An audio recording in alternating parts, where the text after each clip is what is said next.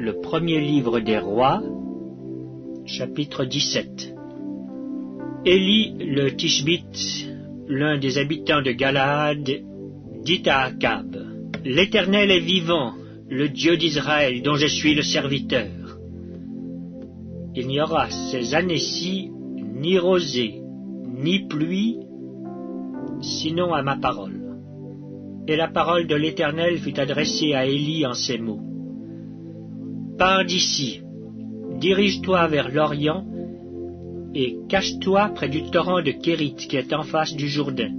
Tu boiras de l'eau du torrent, et j'ai ordonné aux corbeaux de te nourrir là. » Il partit et fit selon la parole de l'Éternel, et il alla s'établir près du torrent de Kérit.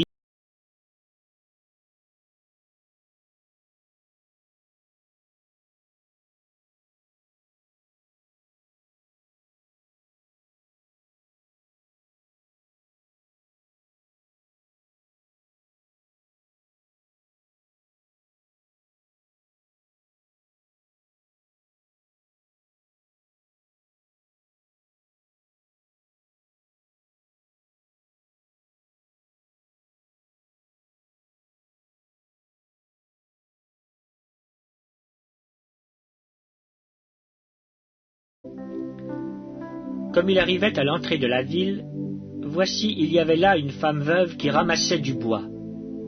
Il l'appela et dit: « Va me chercher, je te prie, un peu d'eau dans un vase, afin que je boive. » Et elle alla en chercher. Il l'appela de nouveau et dit: « Apporte-moi, je te prie, un morceau de pain dans ta main. » Et elle répondit: « L'Éternel, ton Dieu, est vivant. Je n'ai rien de cuit, je n'ai qu'une poignée de farine dans un pot et un peu d'huile dans une cruche. Et voici, je ramasse 2 morceaux de bois, puis je rentrerai et je préparerai cela pour moi et pour mon fils. Nous mangerons, après quoi nous mourrons. » Élie lui dit: « Ne crains point, rentre, fais comme tu as dit. Seulement, prépare-moi d'abord avec cela un petit gâteau et tu me l'apporteras. Tu en feras ensuite pour toi et pour ton fils, car ainsi parle l'Éternel, le Dieu d'Israël. La farine qui est dans le pot ne manquera point, et l'huile qui est dans la cruche ne diminuera point, jusqu'au jour où l'Éternel fera tomber de la pluie sur la face du sol. » Elle alla, et elle fit selon la parole d'Élie.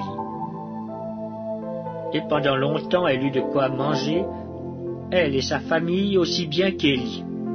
La farine qui était dans le pot ne manqua point, et l'huile qui était dans la cruche ne diminua point, selon la parole que l'Éternel avait prononcée par Élie. Après ces choses, le fils de la femme, maîtresse de la maison, devint malade, et sa maladie fut si violente qu'il ne resta plus en lui de respiration. Cette femme dit alors à Élie: « Qu'y a-t-il entre moi et toi, homme de Dieu? Es-tu venu chez moi pour rappeler le souvenir de mon iniquité et pour faire mourir mon fils? » Il lui répondit: « Donne-moi ton fils. » Et il le prit du sein de la femme, le monta dans la chambre haute où il demeurait et le coucha sur son lit. Puis il invoqua l'Éternel et dit: « Éternel, mon Dieu, est-ce que tu affligerais au point de faire mourir son fils, même cette veuve chez qui j'ai été reçu comme un hôte? » Et il s'étendit 3 fois sur l'enfant, invoqua l'Éternel et dit: « Éternel, mon Dieu, je t'en prie, que l'âme de cet enfant revienne au-dedans de lui. » L'Éternel écouta la voix d'Élie, et l'âme de l'enfant revint au-dedans de lui, et il fut rendu à la vie. Élie prit l'enfant, le descendit de la chambre haute dans la maison, et le donna à sa mère. Et Élie dit: « Vois, ton fils est vivant. » Et la femme dit à Élie: « Je reconnais maintenant que tu es un homme de Dieu, et que la parole de l'Éternel dans ta bouche est vérité. »